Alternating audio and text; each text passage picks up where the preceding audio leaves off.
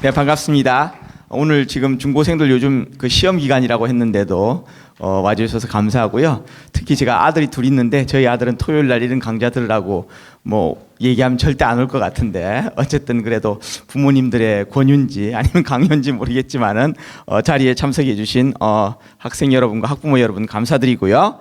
자, 여러분 아마 오늘 주제가 보면은 제목들이 조금 생소하신 게 좀 있을 거예요. 아마 데이터 과학이란 말 들어보신 분 한번 손 들어보세요.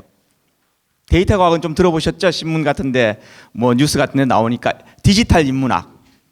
디지털 인문학은 굉장히 생소할 거예요. 인문학은 알고 디지털은 알지만은 디지털 인문학이란 건 뭔가. 그래서 제가 사실은 여러분들이 조금 들은 반 데이터 과학이라는 분야를 또 소개를 하고 거기에 또 응용 분야의 하나인 이제 디지털 인문학을 먼저 소개를 하려고 합니다. 자, 데이터 과학이 뭐냐면요. 여러분들이 이제 데이터 과학이란 말은 요즘 아마 뉴스 미디어 같은 데 굉장히 많이 나오고 사실 저희 학교에도 내년부터 이제 데이터 사이언스 대학원이라는 이제 전문 대학원 과정을 설립을 할 예정입니다. 자, 그래서 이제 뭐 빅데이터란 말들은 아마 많이 들어보셨죠? 그래서 빅데이터를 가지고 2003년까지 인류가 만들어낸 자료가 5엑사바이트 정도라고 합니다. 그런데 요즘은 이틀에 한 번꼴로 이 정도 데이터가 생성된다고 하는데 이 말을 한 게 몇 년 전이었으니까 아마 제 생각에 요즘엔 아마 하루에 한 번 정도 하루에 생산되는 데이터의 양이 2003년까지 인류가 만들어낸 데이터의 양과 아마 비슷할 겁니다. 그래서 이제 좀 비슷한 얘기로 그 뉴욕 타임즈 가 보면 이제 좀 두꺼운데 뉴욕 타임즈에 나오는 기사의 전체 양이 영국의 한 17세기 성인 남자가 평생 소비하는 지식의 양이라고 하더라고요. 그러니까 신문 하나에 사실 전달되는 정보 양이 그만큼 많다는 거죠. 자, 그래서 이제 사실은 예전에는 정보가 굉장히 중요하다고 했는데 요즘 너무 많거든요. 그래서 이제 정보가 21세기 기름이라면은 분석을 어떻게 하느냐. 그래서 분석이 연소 엔진이란 말이 나온 거죠. 자, 그래서 이제 빅데이터란 뭐냐 하면 이제 소위 말해서 IBM에서 얘기하는 4B라고 해서 뭐 크기, 속도, 다양성, 정확성 이런 얘기들을 합니다. 근데 뭐 이런 것들은 다 잊어버리시고요. 제가 빅데이터를 오늘 아주 알기 쉽게 딱 두 가지로 정리해 드리겠습니다. 자, 빅데이터는 크게 대용량 자료, 제가 이걸 가지고 길쭉한 자료라고 하겠습니다. 길쭉한 자료. 그다음에 고차원 자료, 요걸 뚱뚱한 자료. 그래서 이제 크게 두 가지 유형으로 나눠지는데요.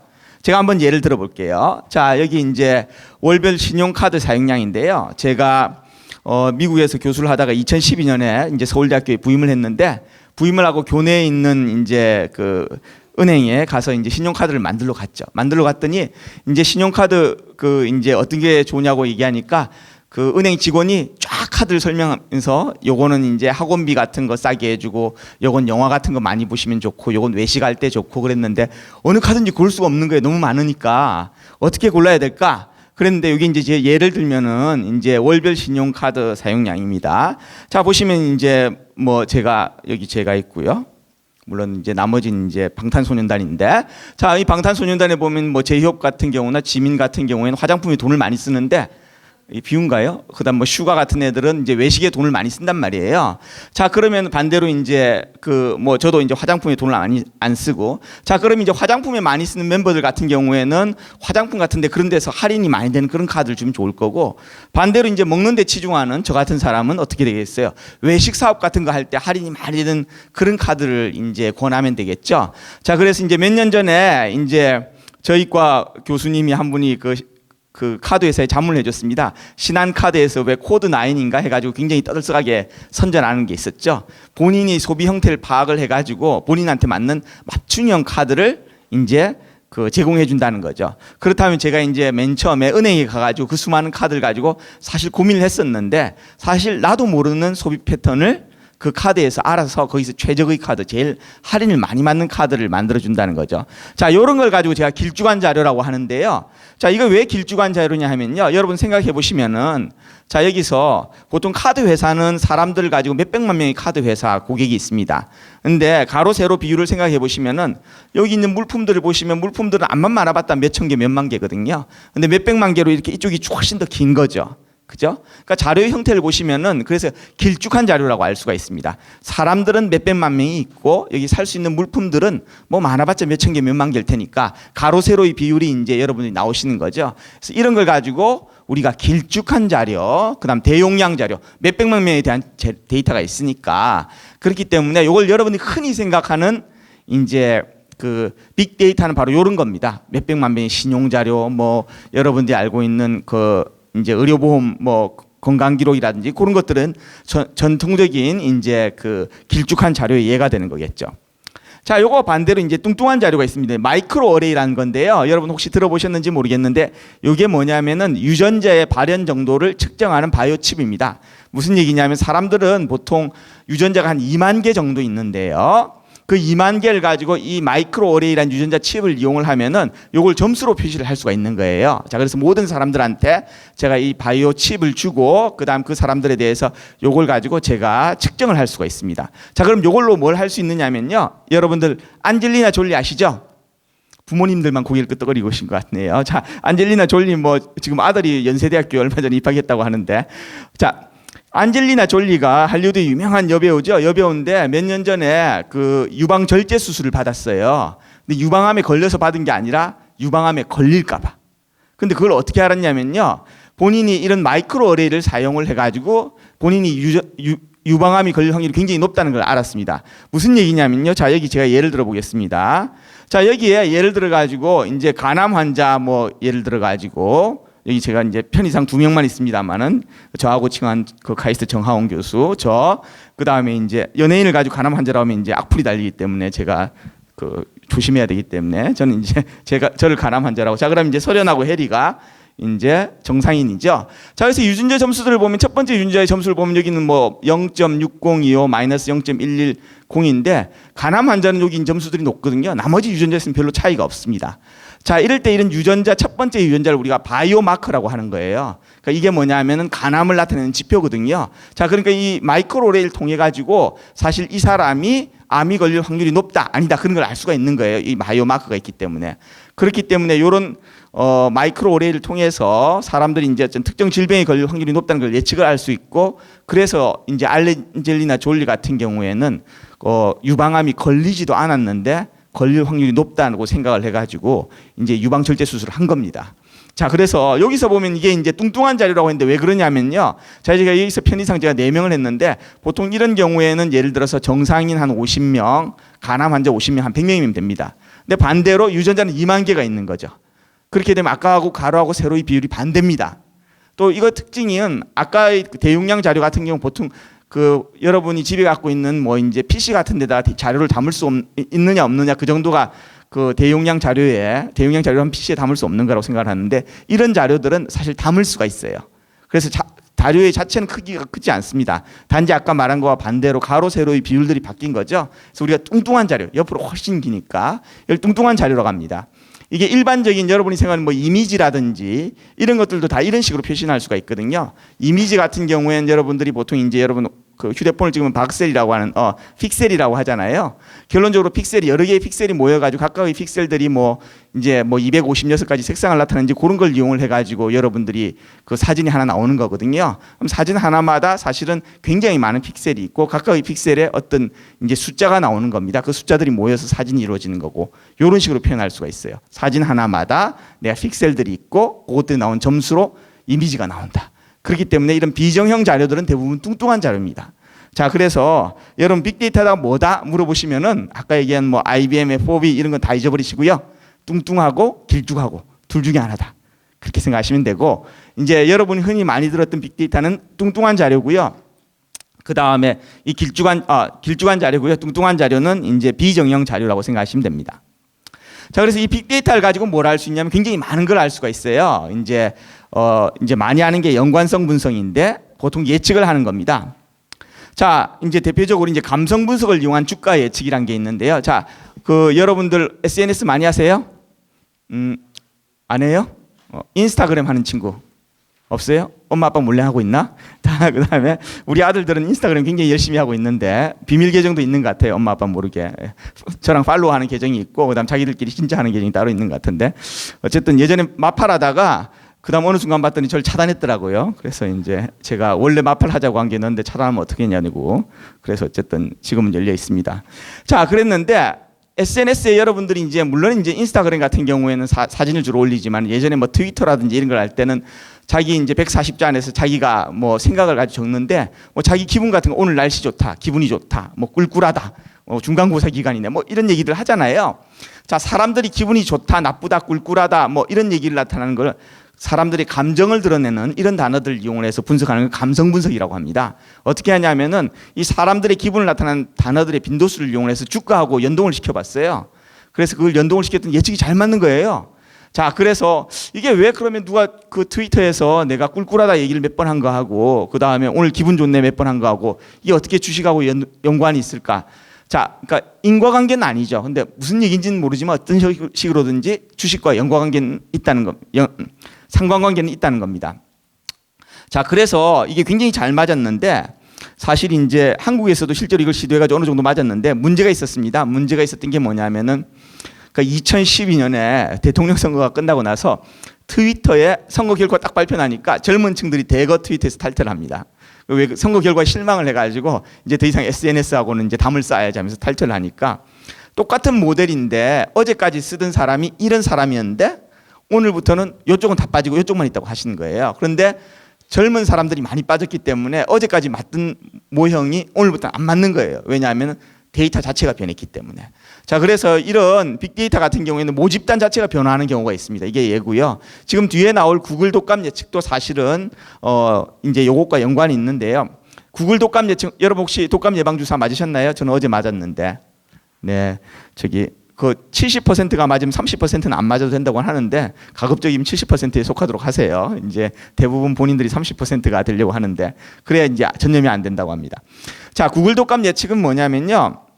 자, 독감이 보통 이제 시즌이 돌아오면 독감 주사를 맞잖아요.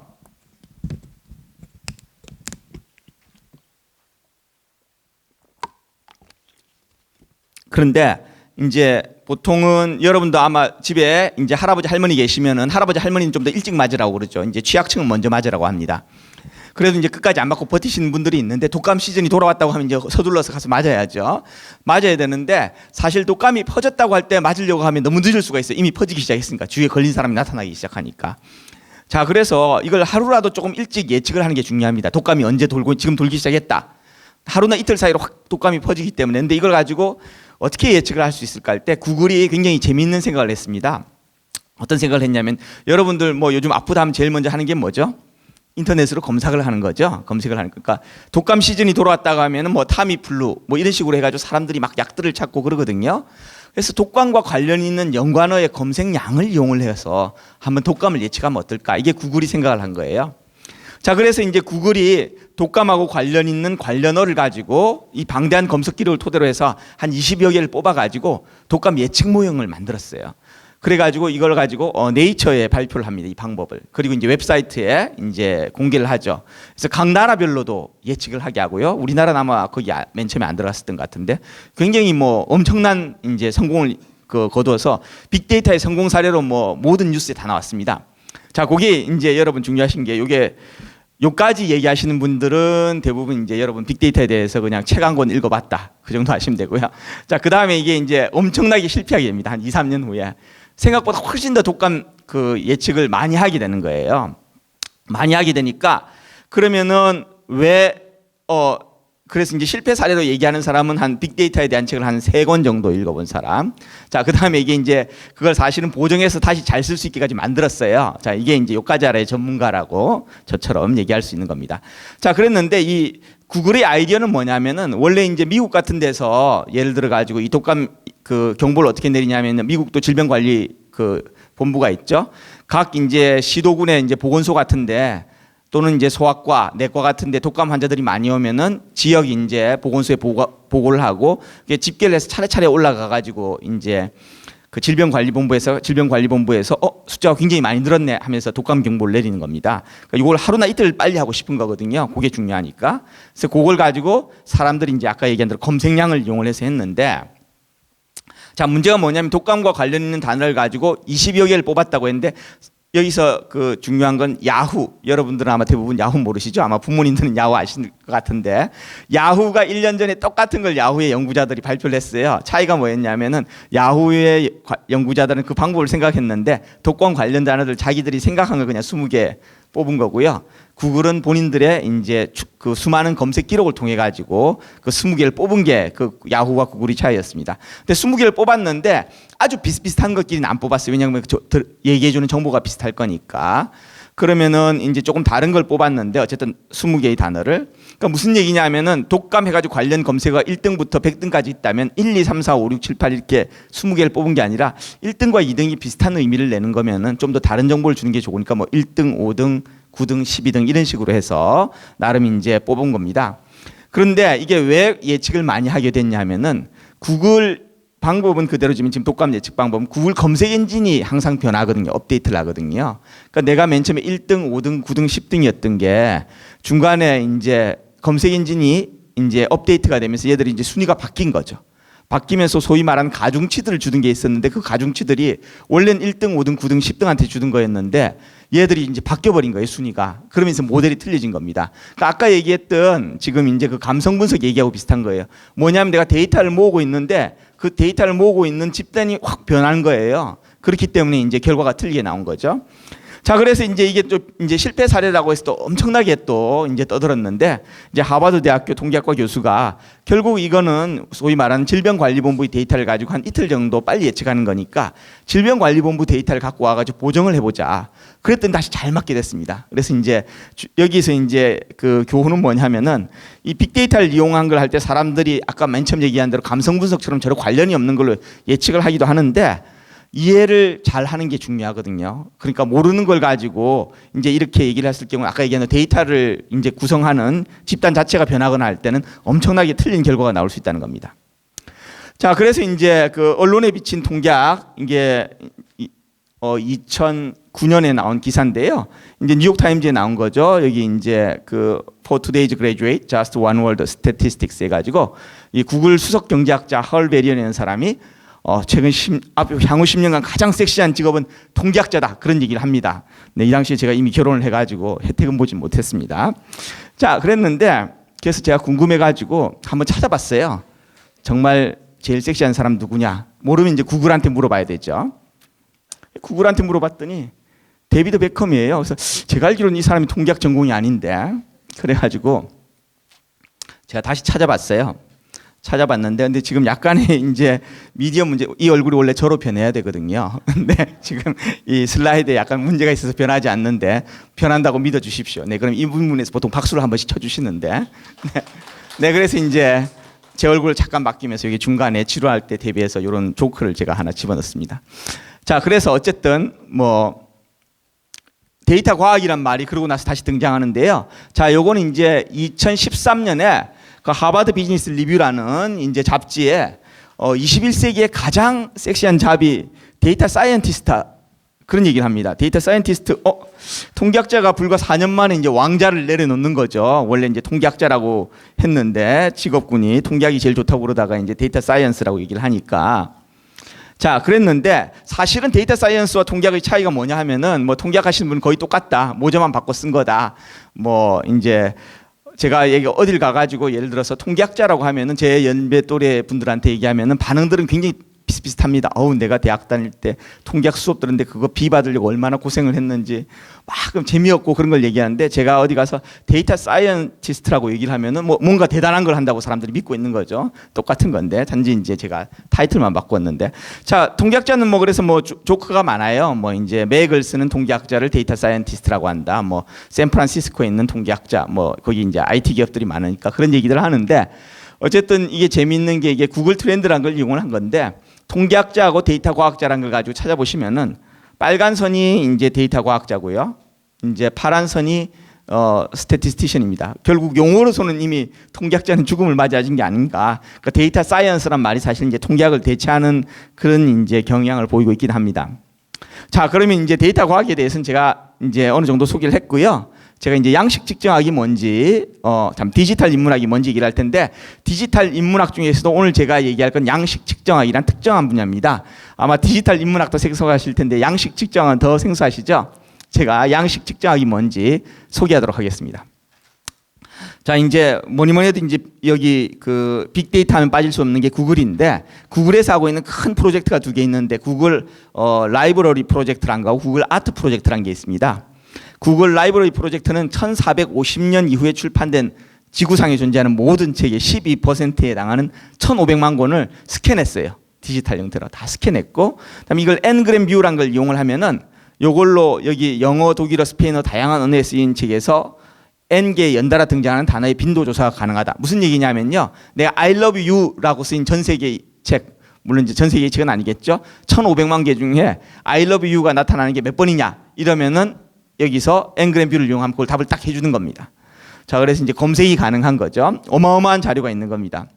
자, 그럼 구글 아트 라이브 프로젝트는 뭐냐면 2011년부터 전 세계 박물관 전시품을 고화질 이미지로 갤러리를 구축했습니다. 그래서 40개국 151개 박물관과 제휴해서 현재 32,000점 이상의 작품 이미지를 보유하는데, 여러분들 대형 그 제국 박물관이라든지 아니면 루브르 박물관에 가지 않고도 명화들을 굉장히 고화질로 직접 보실 수 있는 거예요. 자, 그랬는데 뭐 물론 이제 이런 것도 있지만은 요걸로 이제 또 다양한 걸 할 수 있거든요. 자, 그 스타일로메트리라는 양식 측정학이라는 분야가 있는데, 요게 이제 뭐 어떤 분야냐 하면요, 문학 작품의 진위 여부를 판단하기 위해서 작품 양식을 정량적으로 분석한다. 자, 요게 뭐냐면 이제 쉐라이다이라고 그 1985년에 옥스퍼드 대학교 도서관에서 굉장히 짧은 시가 발견이 되는데 셰익스피어 작품이 아닌지 거기에 사람들이 이제 그 추정을 하고 있어요. 근데 이게 진짜 셰익스피어 작품인가? 그걸 좀 정량적으로 확인할 방법은 없을까? 그런 거죠. 자, 그 다음에 이제 두 번째 얘기는 또 뭐냐면은 미국의 대통령들은 라디오로 주례 연설을 합니다. 매주. 우리나라도 이명박 전 대통령이 잠깐 했었죠. 그랬는데 이제 이 레이건 대통령이 주례 연설했는데 그 주례 연설관을 누가 썼는지, 연설 기록관이 여러 명 있는데 어느 연설 비서관이 이제 그 연설문을 작성했는지 나와 있는데 안 나와 있는 게 있어요. 거꾸로 내가 이 연설문을 보고 거꾸로 이걸 누가 썼느냐, 그걸 찾는 겁니다. 자, 이게 음악 미술 작품도 문화예술 전 분야의 확장인데, 비슷한 예로 뭐가 있냐면요, 아까 위와 같이 그 비틀즈 노래들이 대부분 이제 그 처음엔 존 레논이 쓰기도 하고 폴 맥카트니가 쓰기도 하는데, 둘이 이제 싸우니까 나중엔 다 비틀즈란 이름으로 이제 그 나왔단 말이에요. 근데 그래도 실제로 쓴 사람이 누군지는 있는데 제가 지금 정확히 기억이 나진 않는데 한 곡을 놓고 둘이 기억이 다른 거예요. 내가 썼다, 서로. 비틀즈 이름으로 나왔지만은 사실은 폴 맥카트니는 이건 내가 다 썼고는 그냥 여기 약간 숟가락 얹은 거고, 그런데 존 레논은 전혀 그렇지 않다는 거예요. 자, 그래서 두 명의 주장이 다른데 그럼 누가 정말 많이 썼을까? 통계학적으로 분석을 할 수 있습니다. 자, 그래서 이제 거기에 올 초에 하버드 대학교 통계학과 교수가 그 결과를 가지고 재미있는 결과를 발표한 논문을 냈었고요. 자, 그래서 이제 또 미술 같으면은 아까 얘기한 대로 제가 지금 여기 나왔죠. In My Life네요. 네, In My Life의 실제 작곡자. 거기 보시면은 이제 그걸 밝혀낸 게 있었고요. 그다음 디지털 이미지를 이용한 서양 미술의 시대별 색상 변천사. 자, 이건 제가 아까 조크할 때 등장했던 카이스트 정하온 교수가 한 연구인데요. 아까 루브르 박물관이나 그런 데 가지 않고 여러분들이 구글 아트 라이브 프로젝트를 통해 가지고 고화질 이미지를 많이 받을 수 있다고 그랬잖아요. 그래서 한 게 뭐냐면은 서양의 여러분들 아마 제 나이 또래 때는 그 미술 시간에 여러분 사조 열심히 배웠죠. 뭐 후기 인상파, 뭐 요즘 중고등학생들 배우는지 모르겠는데, 그럼 어떤 그런 소위 말하는 그 사조별로 색상이 특징이 있는지 없는지 그런 것들을 알아본 연구를 한 겁니다. 그래서 그걸 가지고 구글 아트 라이브러리에 있는 것 같은 걸 이용을 한 거죠. 그래서 굉장히 다양한 걸 가지고, 그러니까 어떤 시대별로 특정한 색상에 이제 뭐 이제 많이 쓰였는지 그런 것들을 한 연구인데요. 그래서 굉장히 다양한 연구를 할 수 있습니다. 그래서 이 양식 측정학이라는 것은 사실 그 역사가 그렇게 오래되지 않았는데요. 1880년대 미국 물리학자 토마스 맨델헬이 단어 길이의 빈도수를 이용해서 올리버 트위스트 허영의 시장의 유사도를 조사했다. 무슨 얘기냐면요. 자, 영어 단어에서 love는 네 글자고 like도 네 자잖아요. 스펠링이. 그러면 그걸 다 하나로 치는 겁니다. 그러니까 단어의 길이만 같다고 보는 거예요. 그러면 이제 like니 love인지 그다음 hate 이런 건 다 단어 뜻은 다르지만은 길이는 사실 다 네 자잖아요. 그러면 내가 여러분들이 책을 한 권 갖고 왔다고 하면 책을 가지고 그렇게 단어의 빈도수로 나타낼 수 있는 거예요. 단어 두 글자로 된 게 몇 번 나왔느냐, 세 글자로 된 게 몇 번 나왔느냐, 네 글자로 된 게 몇 번 나왔느냐 이렇게 그리잖아요. 자, 그럼 여러분 히스토그램이 나올 텐데 재밌는 게 작가들이 보통 그걸 그리면은 물론 단어는 다릅니다만은 비슷비슷하게 나와요. 똑같은 작가가 했으면은 말은 다르게 돼 있지만 어쨌든 그걸 히스토그램을 그리면 4글자로 된 단어를 몇 번 썼고 3글자로 된 단어를 몇 번 썼고 그걸 하면 어떤 패턴이 보이는데 패턴이 작가별로 비슷하다는 겁니다. 물론 작가가 이제 약간 이제 그 글 쓰는 스타일이나 이런 게 시대가 흐르면서 변할 수는 있어요. 그럼 이제 약간씩은 변화는 있습니다면은 어떤 특정한 시점에서는 비슷비슷하게 쓰고 있다는 거죠. 자, 그래서 이 폴란드 언어학자가 플라톤 작품들 중에 보면은 연대별로 나와 있는 것들이 있거든요. 이게 언제 썼다는 건데 연대가 안 나와 있는 게 있어요. 자, 그럼 연대별로 아까 얘기한 대로 제가 그 빈도수를 조사한 그림을 그리고요. 그 다음에 연대가 모르는 걸 그린 다음에 어느 연대하고 제일 비슷한지 보면은 거꾸로 이 작품이 연대가 안 알려진 작품이 연대가 언제인지 나오는 거죠. 자, 그런 식으로 해서 연대를 추정할 수도 있고요. 말씀드린 대로 이것도 이제 구글 도서관 프로젝트하고 또 구텐베르그 프로젝트라는 게 있는데 아까 말한 대로 이제 문학 작품들이 다 디지털화돼 있고 이 텍스트 마이닝이라는 분석 기법을 통해 가지고 이 양식 측정하기 비약적으로 발전을 하게 됩니다. 자, 그래서 여기까지 이제 제가 소개했고요. 그럼 이제 제가 실제로 했던 연구를 간단히 소개하겠습니다. 조선왕조실록. 자, 조선왕조실록 여러분들 다 아시죠? 조선왕조실록이 여러분들 이제 유네스코 세계 기록유산이고요. 태조부터 철종까지 472년 동안의 역사 기록물로 약 38만 개의 기사로 구성이 되어 있습니다. 자, 이 기사가 뭔지 제가 조금 이따가 설명을 할 거고요. 자, 그랬는데 여기 이제 조선왕조실록은 이 국사편찬위원회 홈페이지에 가보면은 이렇게 다 이제 여러분들 다 클릭하면 다 볼 수 있어요. 네, 놀랍게도 한문 몰라도 됩니다. 여러분 다 읽을 수 있고요. 네. 그래서 국사편찬위원회가 하는 일이 많더라고요. 자, 그리고 아까 제가 시작할 때 조선왕조실록 태조부터 철종이라고 그랬잖아요. 근데 조선왕조는 사실 철종 뒤에도 왕이 있었죠. 네, 고종하고 순종이 있었는데 이 조선왕조실록 홈페이지 가보시면 이렇게 딱 선이 꺼져서 두 개가 구별이 되어 있습니다. 이 이유는 고종과 순종은 일제 그 강점 시대에 이렇게 기록들이 많이 훼손이 그러니까 약간 수정이 되고 이런 식으로 됐기 때문에 기록이 됐기 때문에 정통 역사 기록을 인정을 받지 않아서 이렇게 따로 관리를 하고 있습니다. 그래서 이제 보통 철종까지는 제대로 됐다고 보는 거고요. 그 다음에 순종하고 고종 때는 기록은 있지만은 어쨌든 약간 다르게 관리를 하고 있습니다. 제대로 이제 기록이 안 됐다고 보고. 근데 여러분 여기서 보시면은 재밌는 것들이 굉장히 많은데. 예를 들어 가지고 조선왕조실록들이 쭉 보면 한 13대까지는 하나씩 있는데 선조에는 선조하고 선조 수정이라는 게 있습니다. 그다음 여기 또 숙종 보면 숙종 보궐 정호가 있고 뭐 광해군 같은 경우도 광해군 중초본 정초본 그러니까 버전이 2개예요. 소위 말해서 자 그럼 이제 둘 중에 하나가 뭐냐면은 나중에 중간에 무슨 이유인가 해가지고 다시 쓴 거죠. 다시 썼는데 그럼 이 둘 중에 하나는 역사적 진실을 얘기하고 하나는 승자의 입장에서 그냥 쓴 걸 수도 있으니까 어느 게 더 진실이 가까울까 궁금하시겠죠. 저만 궁금한가요? 어쨌든 저는 궁금했습니다. 자, 그래서 어쨌든 뭐 이런 것들 조선왕조실록을 보면 굉장히 재미있는 것들이 많이 나오는데 이걸 가지고 여러분들이 실제로 여러 가지 연구를 했는데 이거는 제가 한 연구는 아니고 카이스트 교수님들이 한 건데 텍스트 마이닝을 이용해서 왕의 통치 스타일을 한 겁니다. 무슨 얘기냐면은 특정 단어들이 많이 나오는 걸 찾아봤어요. 예를 들어서 이제 오더, 명하다, 하교하다, 정교하다 저런 한자들이 많이 나오는 거죠. 자, 그다음 뭐 윤화하다, 불화하다 뭐 이런 것들을 봐가지고 왕의 통치 스타일 크게 3개로 나눴습니다. 그러니까 빨간색이 아비추의 디시즈니까 지멋대로 결정했다. 이제 그 다음에 청색이 디스커션 앤 오더니까 토론한 다음에 명령을 내렸다. 그 다음에 초록색은 디스커션 앤 팔로우니까 경청하고 따랐다. 그런 얘기겠죠. 자, 그럼 여러분들 여기서 궁금한 왕 누가 있을까요? 아무 왕이나 세종대왕. 자, 그레이트 킹 세종. 자, 여기 보시면 세종은 역시 초록색이 제일 높죠. 야, 경청하고 따랐다. 역시 이제 성구는 달랐구나. 자, 그다음 궁금한 게 정조? 아니 그다음 보통 궁금한 게 딴 왕인데. 연산군. 그렇죠. 자, 연산군이 광익을 봐야죠. 연산군 이제 예종 세조 어디 갔지? 연산군 여기 있죠. 빨간색이 제일 높죠. 자, 이걸 보시면은 물론 이제 여러분들이 잘 알고 있는 사실이지만은 이걸 아주 정량적으로 확인을 해주는 겁니다. 세종은 현군이었고 뭐 그다음에 연산군은 폭군이었고 그런데 얼마나 폭군이냐? 실록에 나타나는 이제 소위 말하는 통치 스타일 보면은 빨간색이 완연한 왕이 보면은 이제 태조하고 이제 연산군 딱 둘이거든요. 그러니까 일단 여기서 보시면은 아까 그리고 물론 이제 빨간군이 좀 많이 나온 뭐 광해군도 물론 나오긴 합니다. 그런데 이제 연산군에 비해서 비길 바는 아니죠. 그러니까 이제 그 폐위가 됐던 두 왕에서도 통치 스타일이 좀 차이가 있었다는 것도 알 수 있고 물론 우리가 이 왕들이 성격은 어떻다는 걸 알지만은 이걸 정량적으로 확인해 준다는 데 그 의미가 있다는 거죠. 자, 그다음에 이게 실제로 조선왕조실록을 가보면 크게 문장과 기사로 이루어진다. 이게 하나의 기사입니다. 자, 제가 한번 읽어볼게요. 이게 단종실록 5권 단종 1년 3월 18일 올해 두 번째 기사 이렇게 돼 있습니다. 자, 그래서 이제 이게 하나의 기사가 뭐냐면 어떤 특정한 사건에 대한 얘기를 하는 거고요. 요것들이 여러 개의 문장으로 요 점 찍힌 부분이 문장입니다.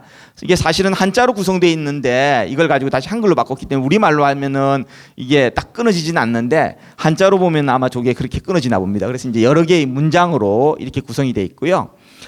물론 이제 뭐 청컨대 전 부사 안상진을 임직에 돌아오게 하여 주소서 이렇게 얘기를 들었는데 어쨌든 이제 지금 이제 여기 주 내용은 원평부 사람들이 전 부사 안상진을 임직에 돌아야 해줄 것을 상언하다고 자세히 기억이 나옵니다.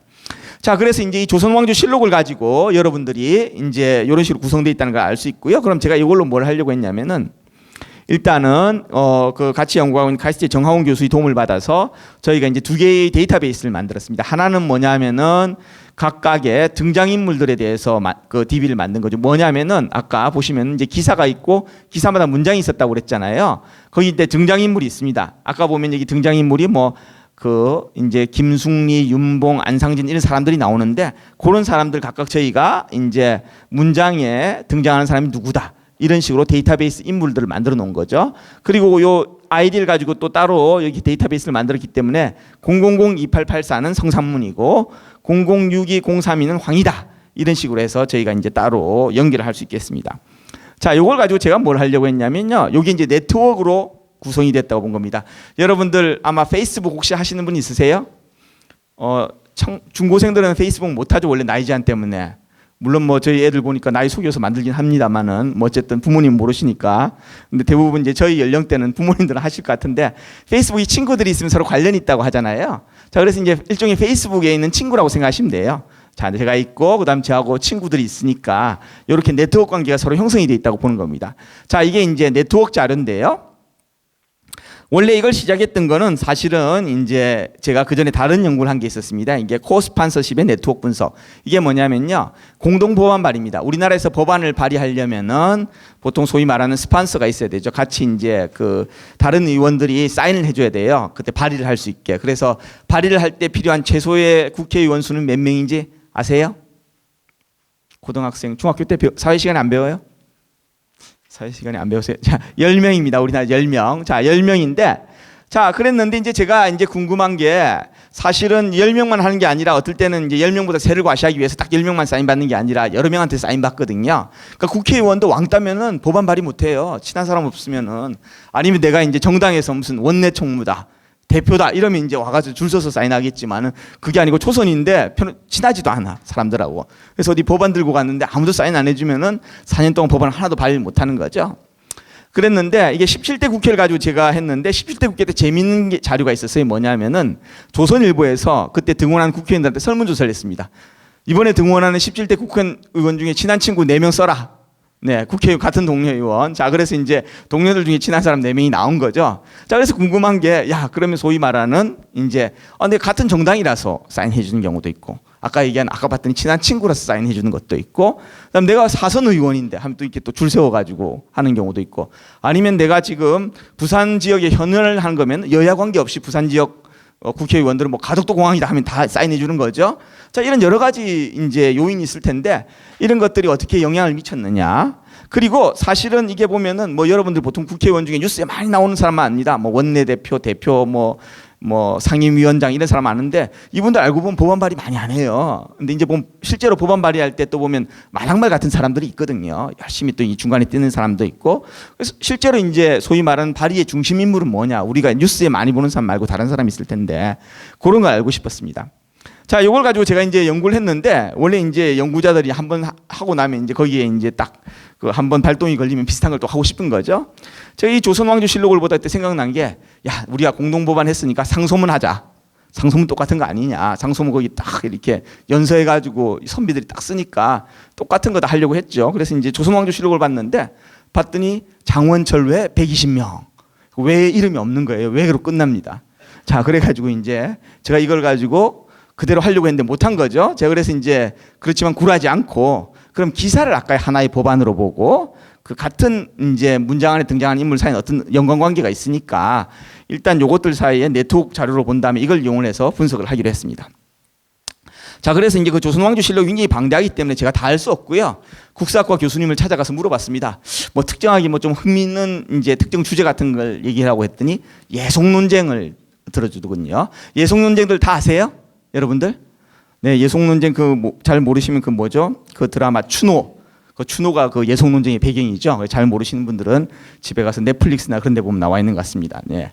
자, 그래서 이거를 이제 맨 처음에 사실은 이 예송 논쟁에 대해서 저희 학생들 보고 그래도 이제 같이 연구하는 대학원생들한테 한번 조사해 와라 했더니 학생들이 맨 처음에 이제 조사를 해 왔는데 조금 미심쩍어서 어딜 보고 이 자료를 조사했더니 했더니 나무위키에서 찾아왔다고 하더라고요. 그래서 나무위키라고 하는 건 주로 제가 걸그룹에 대해서 궁금할 때 막 찾아보고 반은 이제 진실로 생각하고 반은 이제 뭐 반도 진실이 아니겠죠. 어쨌든 이제 그냥 재미로 생각하고 이제 그 믿지도 않는 건데 이런 걸 학술 자료를 조사하는데 하면 어떻게 되냐 그렇게 막 야단을 쳤더니 위키페디아에서 다음번에 찾아오더라고요. 어쨌든 위키페디아는 그래도 조금 나은 것 같아서 제가 얘기를 소개하면은 효종과 효종비에 대한 계모 자의 대비의 복상 기근을 둘러싸고 현종 숙종 때 일어나는 서인과 남인들 간의 논쟁으로 이제 기해 예송, 갑인 예송 사실 1차, 2차가 있었던 거죠. 자, 기본적으로 이제 제가 그러기 위해서 가계도를 잠깐 설명할 텐데요. 자, 여기 이제 인조가 있었고요. 자, 인조가 이제 첫 번째 부인 인열왕후 거기 이제 아들이 셋이죠. 아들이 셋이고 그 다음에 이제 왕후가 죽고 다시 이제 세장가를 가가지고 자이대 장열왕후 상대적으로 이제 저 젊은 거죠. 두 번째 부인은 자, 그랬는데 이제 소현세자는 청나라에 이제 볼모로 잡혀갔다가 10년 만인가요? 귀국을 했다가 곧바로 죽죠. 뭐 인조가 독살했다는 얘기도 있고 그 다음 이제 소현세자의 세 아들이 있었는데 뭐 하여튼 제주도로 다 귀양 보내고 그럽니다. 그러면서 여기서 이 특이한 사항은 조선시대는 장자계승이 원칙이었기 때문에 사실은 소현세사가 죽었으면 세손이 있었기 때문에 세손한테 왕위를 줘야 되거든요. 근데 인조가 소현세자를 뭐 독살했다는 얘기도 있고 싫어하니까 소현세자는 오히려 아들 그 며느리랑 그 손자들은 귀양 보내고 둘째 아들한테 왕위를 준단 말이에요. 자, 그러니까 이게 장자계승이 원칙이 저버려졌습니다. 자, 그래서 그러면은 이게 왜 문제였냐 하면은 아까 말씀드린 대로 효종이 그러고 죽고 나니까 이제 이 장열왕후가 이제 그 계모죠. 계모가 복상을 해야 되는데 3년이냐 1년이냐 맨 처음에는 이게 굉장히 실없는 얘기 조선시대는 정말 실없이 이런 거 가지고 오래 논쟁을 했다 했는데 이게 사실은 실없는 논쟁이 아니었습니다. 왜 그러냐면요. 자, 이게 3년이냐 1년이냐 3년은 뭐냐면 왕이기 때문에 장자로 대우를 해줘야 된다는 거고 그 다음에 1년을 주장하는 사람들은 차남이다. 원래 차남은 1년상이다인데 말씀드린 대로 조선시대는 장자계승이 원칙이었기 때문에 차남으로 인정하는 순간 왕권에 대한 정통성이 문제가 있다는 걸 은연중에 포함을 하고 있는 거예요. 그러니까 앞에서는 3년이냐 1년이라고 열심히 싸우고 있지만은 뒤에 말에서는 어떻게 보면 왕의 그 왕권 계승에 대한 정통성에 대한 시비로 볼 수가 있었기 때문에 거기에 대해서는 앞에서 얘기하는 것과 뒤에서 사실 물 밑에 깔려있는 얘기는 달랐기 때문에 남인과 그 서인이 이제 피트기에 싸운 겁니다. 자, 그렇게 해서 저 1라운드는 소위 말해서 그 당시 정권을 쥐고 있던 서인이 승리를 하는 거죠. 자, 그래서 이제 보시면 이제 서인은 송시열, 송중길, 김수홍, 김우명, 김석주 등등 있었고 남인은 여기 보시면 윤휴, 허목, 윤선도 뭐 이런 사람들이 등장합니다. 자, 그런데 여러분들 여기서 보면은 뭐 아주 귀에 익었던 뭐 송시열이나 윤선도 같은 사람 빼놓고는 헷갈리시죠? 남인 어떤 사람이 서인인지 여러분들 이해를 돕기 위해서 빨간색은 다 서인입니다. 앞으로 빨간색으로 이름 나온 사람 다 서인. 그다음에 남색은 다 남인이에요. 남인이니까 남색.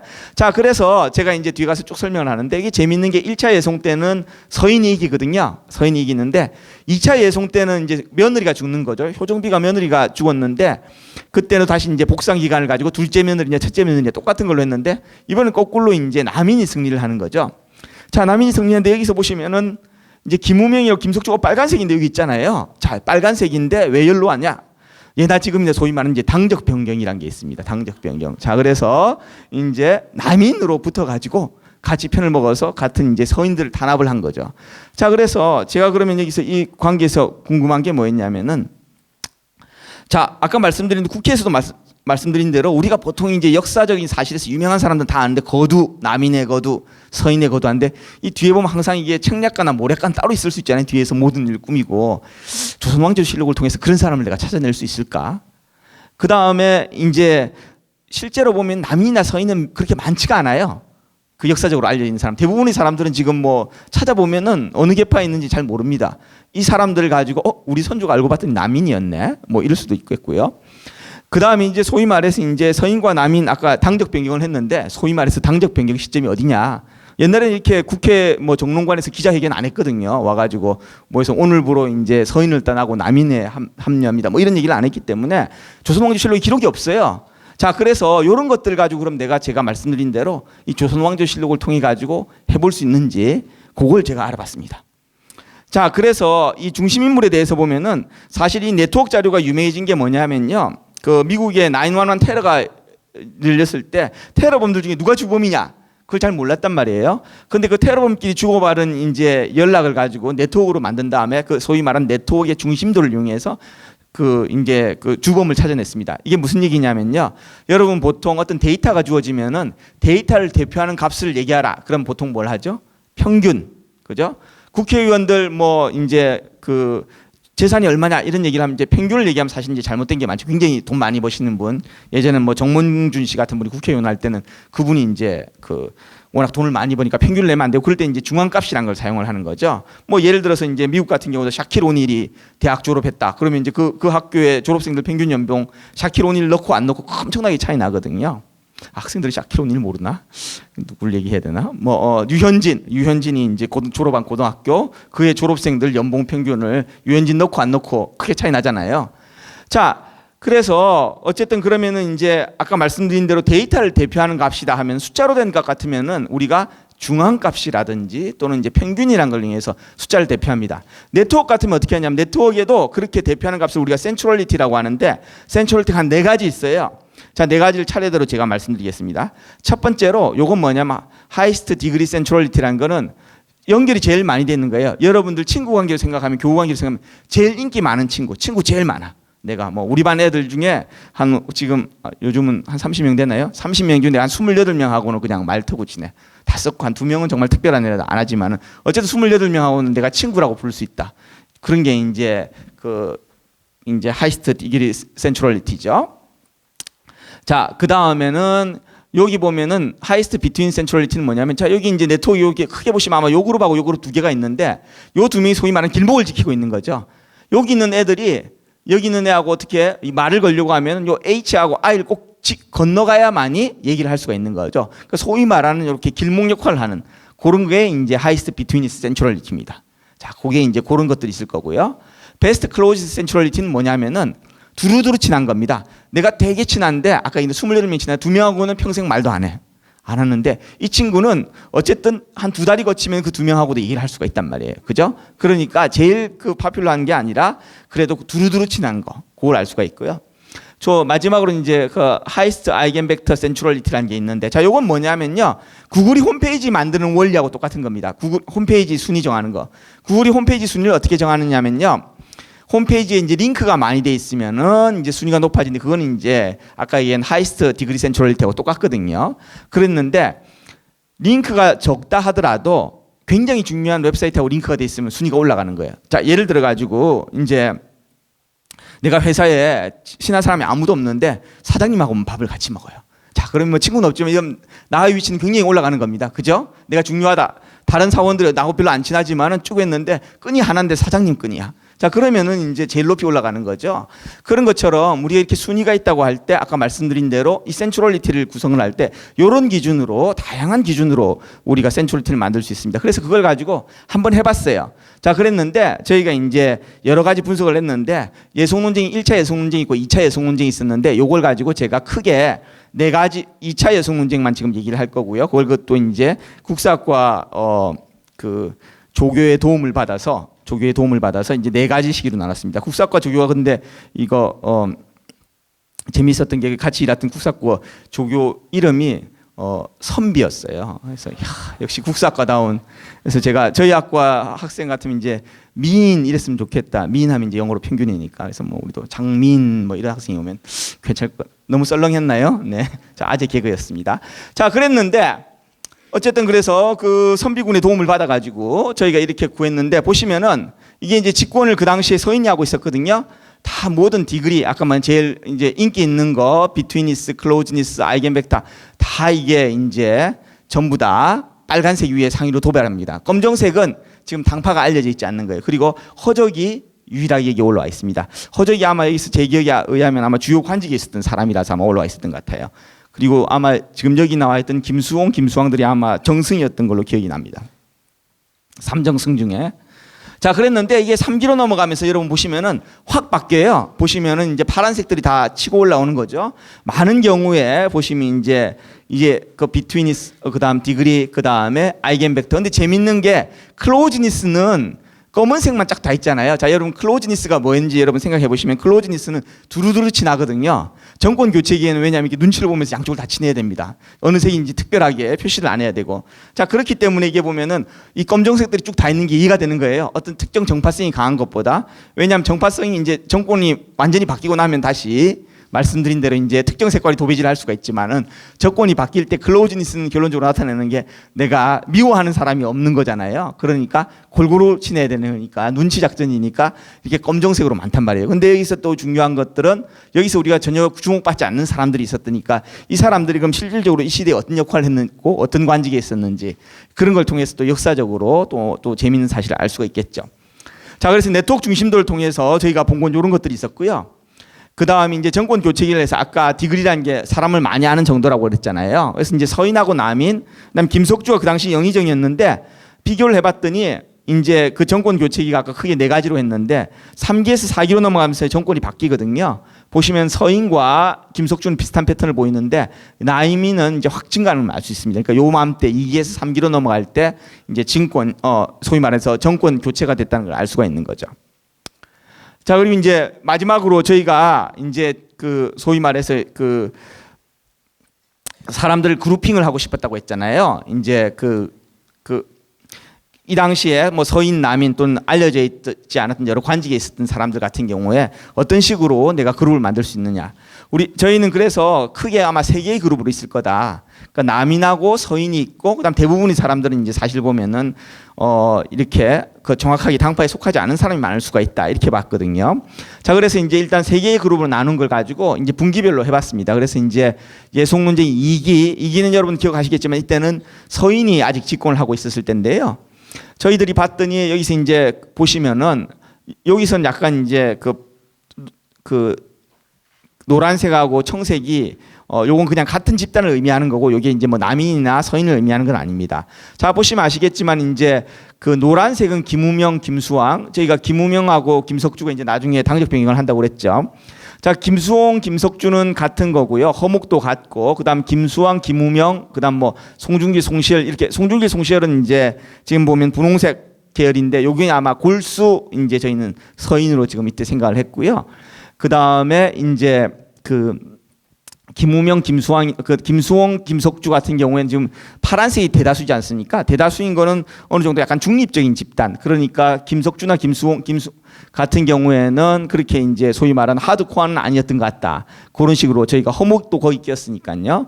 그다음 뭐 김우명과 김수왕 같은 경우에는 이제 노란색으로. 그러니까 이 시기에는 남인들의 역할이 굉장히 미미했기 때문에 남인들이 하나의 그룹을 이루긴 것보다 남인들은 아마 그 중립파들하고 같이 이렇게 크게 이제 청색으로 나왔고 나머지 이제 그 서인 계열에서도 이제 좀 강건파하고 그런 식으로 온건파로 나눠 있는 게 아닌가 저희는 그렇게 봤습니다. 근데 3기에서 분석을 해보면 재밌는 게 3기는 지금 보시면은 뭐 김수왕, 송중길, 송시열 같은 사람들이 다 같이 묶여 있는데 김석주는 이제 거기에 묶여 있고 허적, 윤유, 허목, 김우명은 같이 묶여 있습니다. 김우명이 아까 당적 변경했다고 했잖아요. 그러니까 김우명은 이때 이미 이제 남인군과 같은 그룹으로 묶인 것 같다는 느낌이 들었었고요. 김수왕 같은 경우에 김석주 같은 경우에는 최소한 골수 여기 보시면 노란색이 제일 많거든요. 그러니까 중립적으로 좀 이동해져 있는 정도가 아닌가 그렇게 생각을 했습니다. 자, 이렇게 해가지고 제가 이제 조선왕조실록에 대한 얘기를 마치도록 하고요. 제가 사실은 오늘 강연이 2시간이라고 얘기를 했고 굉장히 강연 슬라이드를 많이 만들어 왔어요. 근데 제 경험상 강연이 90분, 뭐 75분 이상 넘어가면 암만 재미있는 강연도 굉장히 지루해들 하시기 때문에 제가 오늘 강연은 다 하지는 않고 요 뒤에 있는 것 중에 일부 발췌를 해가지고 제가 재미있는 내용 위주로 하도록 하겠습니다. 자, 그래서 이 디지털 인문학에 대한 얘기는 조금 더 가면은 아까 셰익스피어에 대한 얘기를 이제 조금 마저 할 텐데요. 자, 셰익스피어는 얼마나 많은 단어를 알고 있을까? 일단 얘기인데요. 셰익스피어 작품을 가지고 다 따져봤더니 88만 4,647개의 단어가 사용됐다고 합니다. 엄청나죠? 자, 여기서 중복되지 않고, 그러니까 딱 그 다른 단어, 실제로 어떤 단어는 굉장히 많이 쓰니까 봤더니 한 번만 사용된 거는 14,376개, 두 번만 사용된 건 4,343개. 그래서 셰익스피어가 사용한 단어가 몽땅 몇 개냐 하면은 3만 개가 넘어요.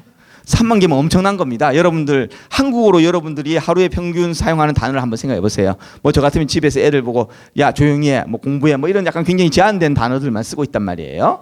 그러니까 뭐 하루에 2,000개도 아마 안 쓸 겁니다. 사실 외국어 같은 경우도 영어 같은 경우도 한 2,000개만 쓰면은 자유자재로 쓰면은 일상생활 아주 크게 불편하긴 할 수 불편 없이 지낼 수는 있거든요. 자, 그랬는데 이제 3만 개 엄청난 겁니다. 사실 우리말로도 3만 개야. 근데 또 놀라운 거는 책에 안 쓰고 자기가 알고 있는 단어도 있었겠죠. 셰익스피어가 만들어낸 영어 단어도 있습니다. 꽤 있고. 그런데 그러니까 셰익스피어가 알고 있지만은 사용하지 않는 단어가 있는데 궁금한 거예요. 이 사람 도대체 어휘력이 얼마나 됐느냐. 최소한 31,534개는 썼으니까 알고 있는 거고 플러스 알파인데 그 알파는 몇 개나 될까? 궁금한 거죠. 자, 그랬는데 요게 이제 그 빈도수입니다. 보시면 이제 뭐 예를 들어서 14,376개는 한 번만 된 거고요. 여기 91이라는 건 뭐냐면은 그러니까 이제 그 4개의 단어는 91번 사용됐다는 거고 그다음 100개 이상 된 게 5번. 뭐 그렇다는 얘기죠. 자, 그래서 이걸 가지고 아까 얘기한 걸 다 표를 만들 수가 있는데 요 문제는 사실은 이제 조금 다른 문제인데 생태계 문제하고 관련을 연결시킬 수 있습니다. 자, 말레이시아에는 얼마나 많은 나비가 있을 수 있나? 제가 어릴 땐 말레이시아였거든요. 근데 어느 시점에 말레이시아로 바뀌었더라고요. 여기 웃으시는 분 아마 연배가 저랑 비슷하신 것 같고요. 자, 이게 영국의 곤충학자 알렉산더 코벳이 2차 세계대전 기간 동안 말레이시아에서 2년 동안 나비를 채집을 했어요. 그래서 118종은 굉장히 드물어서 한 번만 채집했고요. 74종은 두 번만 채집했습니다. 자, 이렇게 쭉 갔죠. 그래서 2년 동안 잡힌 횟수의 종의 개수입니다. 근데 이 사람이 이제 궁금한 게 내가 1년 혹시 더 있으면은 또 나비를 열심히 잡을 거 아니에요. 이때까지 못 잡은 걸 몇 마리나 잡을 수 있을까? 이 사람 그게 더 관심 있는 거죠. 내가 분명히 못 잡은 나비가 있는데 한 1년 좀 더 있으면은 새로 잡은 나비 중에 내가 한 번도 못 잡은 나비가. 자, 이 거꾸로 얘기를 생각해 보면은 셰익스피어 문제와 똑같은 거예요. 셰익스피어의 새로운 작품이 발견됐으면은 거기서 셰익스피어가 한 번도 안 썼던 31,454번 4개의 단어 말고 새로 또 쓸 수도 있잖아요. 새로운 단어가 등장할 수 있는데 그럼 그런 단어는 몇 개나 등장할 수 있을까? 그러니까 예를 들어서 지금 1년이라는 기간을 했는데 작품이 1,000개의 단어로 이루어졌다. 그럼 그 1,000개 중에 새로운 단어는 몇 개나 등장할까?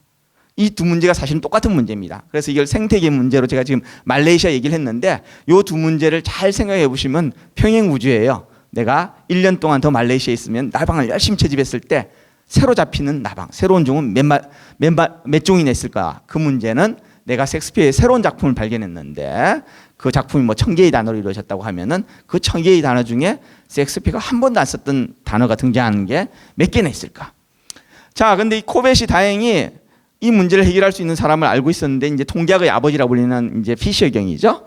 피셔 경이 이제 만약에 추가 기간이 어떤 특정 추가 기간이 주어졌다면 이제 1년이라는 거, 1년 말고 이제 뭐 2년 주어지든지 그 제너럴한 일반적인 공식을 만들어냈습니다. 그래서 요거를 이제 계산하는 방법을 이제 유도한 거죠.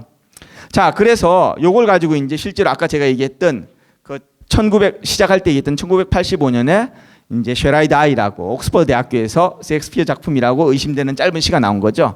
요게 총 429개, 굉장히 짧은 시입니다. 429개의 단어로 그 구성이 됐어요. 자, 그럼 아까 말레이시아에서는 아까 제가 2년이 있었고 1년이 추가됐었잖아요. 원래 가지고 있는 자녀는 2년인데 새로 이제 1년이니까 거의 원래 가지고 있었던 거에 한 반에 해당하는 자료가 새로 발견되는 건데 이 경우는 굉장히 상대적으로 작아요. 왜냐하면은 원래 88만 4,647개의 단어가 이제 작품에 쓰였는데 429개면 굉장히 조금 추가된 거죠. 그러니까 아까 말레이시아로 비교를 하면은 내가 한 하루나 더 살까? 그 정도만 되는 거예요. 하루만 더 있으면은. 자, 그래서 이제 이걸 아까 그 피셔의 방법으로 추정을 해봤더니 7개 정도 아마 새로운 단어가 나올 거다 했는데 이 작품에서는 실제로 9개가 나옵니다. 9개. 자, 그래서 물론 정확히 7개는 나오지 않지만 항상 이제 플러스 마이너스 오차는 있고요. 굉장히 차이는 나지 않기 때문에 여기서 저희가 통계학자가 해줄 수 있는 건 물론 여기에 대해서는 정량적으로 하는 방법도 있겠지만 그 시에 대해서는 그 필체라든지 그런 것들이 있기 때문에 그런 것들 당연히 고려를 해야 되고 저희가 할 수 있는 건 뭐냐면 정량적으로 이것들이 사실 크게 차이 나진 않는다. 이게 예를 들어서 우리가 예측은 3개였는데 15개 나왔다. 이런 섹스피어일 가능성 거의 없다고 보는 건데 현재로서 정량적인 방법으로 봤을 때는 최소한 이건 섹스피어의 작품일 가능성이 어느 정도 있다는 걸 뒷받침해 주는 거죠. 자, 그런데 어쨌든 이 작품의 진위 여부에 대해서는 아직 많은 전문가들이 판단을 유보하고 있다고 합니다. 자, 요까지 정도가 이제 실제로 제가 그 섹스피어에 대한 얘기고요. 저 디지털 인문학에 대한 얘기고 제가 그다음 남은 그 토픽들이 몇 가지 있는데 요거는 이제 검사의 오류라고 해서 요거는 이제 여러분들도 알아두면 많이 도움이 되기 때문에 제가 얘기를 해보도록 하겠습니다. 아마 저 이게 지금 이걸 보면서 제가 느낀 것 중에 하나가 최근에 그 화성 살인 사건의 이제 진범 8차인가요? 7차인가요? 거기 과학적인 수사를 통해서 이제 진범을 잡았다고 돼 있는데 사실은 아니었다 뭐 그런 얘기를 나왔는데 그 과학적인 수사 기법이 이제 뭐 채모의 일치성 여부를 가지고 얘기를 한 거였는데 그분들이 보니까 검사의 오류를 잘 몰랐지 않았나. 그 전에 와서 제 강의를 좀 들었으면 좀 나았을 것 같다는 생각이 잠깐 들긴 했습니다. 자, 그게 왜 그런지 제가 한번 설명해 드릴게요. 자, DNA 검사 결과가 일반적으로 한 100만 분의 1, 지금 사실 더 좋다고 합니다. 한 100만 분이라고 하니까 야, DNA 맞다 그러면 이제 그러면은 범인일 확률은 100만 명 중에 1명 틀리니까 너 틀림없이 범인이야. 뭐 이렇게 얘기한단 말이에요. 자, 근데 예를 들어서 이제 경찰이 한 10만 명의 데이터베이스를 갖고 있는데 이제 뭐 유사 사건 범죄 일으킨 사람 10만 명의 데이터베이스가 있는데 이제 유일한 증거는 DNA라고 해서 이걸 쫙 돌렸더니 10만 명 중에 1명이 딱 걸렸어요. 자, 그래서 이제 체포를 합니다. 이제 법정에 가서 야, 10만 명 중에 딱 1명 나왔는데 이거 틀릴 확률은 100만 분의 1이니까 얘 진범이다. 이렇게 얘기를 하거든요. 자, 이게 과연 제대로 된 주장인가? 이제 아니니까 제가 얘기하겠죠. 자, 예를 들어서 임신 테스트를 한번 예를 들어 볼게요. 특정 임신 테스트가 99% 정확합니다. 정확하다는 게 무슨 얘기냐면요. 내가 임신을 했는데 그 회사에서는 어떻게 하냐면 임신한 사람 100명 불러놓고 임신 안 한 사람 100명 불러놓고 각각 테스트하는 거죠. 99%라는 거는 여기서 100명 중에 99명이 임신했다 플러스 나오는 거고 여기는 임신 안 한 사람은 100명 중에 99명이 마이너스 나오는 겁니다. 각각 하나씩 틀린 거죠. 자, 그럼 회사에서는 우리 회사의 제품은 실제는 이것보다 훨씬 정확해야 됩니다. 실제로 훨씬 더 정확하고요. 99% 정확하다고 선전을 하고 이제 그랬는데 이제 제가 이제 병원에 가가지고 약국에 가서 그 임신 키트를 샀죠. 검사를 했더니 이제 마이너스가 나온 거예요. 자, 이제 예를 들면은 그럼 이제 제가 임신을 했냐 안 했냐? 제가 남자입니다. 자, 참고로. 자, 그러면은 그러니까 무슨 얘기냐면은 검사 결과하고 실제로 임신했냐 여부는 다른 거거든요. 많은 사람들이 궁금한 거는 테스트가 플러스나 마이너스 나올 때 내가 실제로 임신했냐 안 했냐인데 회사에서 선전하고 있는 거는 임신을 했는데 테스트 결과가 플러스냐 마이너스냐 이렇게 나온 거거든요. 이 두 개가 다른 겁니다. 자, 이해가 잘 안 되실 수 있는데 제가 그림을 보면서 제가 도표를 보면서 설명해 드릴게요. 자, 만 명의 사람이 있어요. 임신한 사람이 100명이고 임신 안 한 사람이 9,900명입니다. 자, 그래서 이제 보면은 100명 검사했더니 99명이 이제 플러스 나왔고 1명이 틀린 거죠. 자, 99% 정확합니다. 회사 입장에서는. 임신 안 한 사람 9,900명 중에 9,801명은 이제 마이너스가 나왔어요. 99% 정확한 거죠. 자, 그랬는데 여러분들이 관심 있는 건 뭐냐면 테스트 결과가 플러스일 때 실제로 임신인지 여부잖아요. 테스트 결과 플러스인 사람은 198명인데 이 중에 임신한 사람은 99명밖에 없어요. 그죠? 그러니까 내가 궁금한 거는 사실은 테스트 결과를 보고 내가 임신했냐 아니냐 여부인데 회사에서 열심히 설명하고 있는 거는 내가 임신했는지 안 했는지 했을 때 테스트 결과가 정확하게 나온다는 거 이 두 개가 다르다는 거거든요. 그러니까 99% 정확한 줄 알았는데 사실은 50%밖에 정확하지 않는 거예요. 이 경우에는. 그죠? 그렇기 때문에 그 두 개의 확률이 다르다는 겁니다. 아까 얘기한 거. 내가 양성일 때 내가 임신을 했을 거하고 그다음 임신했는데 양성이라고 나오는 그 두 개는 다른 건데 사람들이 똑같다고 생각하거든요. 여기서 보시면 아시겠지만은 검사 결과가 정확한 건 99%였는데 검사 결과를 보고 내 임신 여부를 가지고 체크를 해봤더니 50%밖에 안 맞았단 말이에요. 자, 이걸 가지고 소위 말하는 베이즈 룰이라는 걸 이용해서 이렇게 계산하는 게 있는데 아까 같은 경우에도 DNA 검사 같은 경우에 실제로 계산을 해보면 용의자가 진범일 확률은 이제 딴 증거가 없기 때문에 뭐 이 공식을 이용을 해보면은 그 틀릴 확률이 한 9% 정도 돼요. 아까 맨 처음 시작할 땐 100만 분의 1이라고 그랬잖아요. 100만 분의 1이 아니고 9%입니다. 굉장히 높은 거예요, 사실은. 9%의 확률로, 물론 91%는 진범이라고 하지만은 9%는 틀리다고 하는데, 과연 뭐 그 사람 가지고 살인죄로 기소를 해서 몇십 년 감방에 썩느냐. 굉장히 쉽지 않은 결정이거든요. 100만 분의 틀릴 확률이 100만 분이랄 때는 굉장히 강력한 증거인데, 자, 9%라고 하면은 10명 중에 1명 꼴로 그거 이제 실수가 나올 수 있는 건데, 그렇게 강력한 증거라고 하기 힘든 거죠. 자, 그래서 이런 것들이 사실은 아까 말씀드린 대로, 그래서 이제 일반적으로 검사, 그 DNA 검사라든지 아까 얘기했는 뭐 채모를 가지고 일치한 여부를 가지고 할 때 확률을 거꾸로 알고 있는 거예요. 검사의 오류라고. 이 검사가 틀릴 확률은 뭐 5%밖에 안 된다, 1%밖에 안 된다고 하지만은 이런 식으로 베이지 룰로 계산을 해보면은 훨씬 더 높을 수가 있습니다. 자, 요 개인정보 보호는 제가 건너가도록 하고요. 왜냐하면 여기 약간 선거는 이제 내년에 선거가 있으니까 선거 예측에 대해서 얘기를 하고, 그다음 선거 예측보다는 제가 조금 재미있는 뇌과학에 대한 얘기를 잠깐 하도록 하겠습니다. 여러분들 가끔 꿈꾸다 보면은 이제 왜 어젯밤에 왜 이렇게 돌아가신 할머니가 와가지고 그 로또 번호 가르쳐 준 것 같은데 기억이 안 나잖아요. 일어났는데 사러 가야 되는데 마지막 한 자리가 기억이 너무 안타깝잖아요. 그죠? 그 다음에 뭐 중간고사 답안을 가지고 하여튼 선생님이 꿈에서 알려준 것 같은데 일어났는데 기억이 안 나. 큰일 났죠. 자, 그랬는데 그러면 사람들이 꿈을 꾸고 싶은데 어떤 꿈을 꿨는지 궁금하잖아요. 실제로 2011년에 이제 버클리 대학의 연구팀이 이게 이제 fMRI 영상을 이용을 해가지고 뇌의 영상을 재현을 하는 겁니다.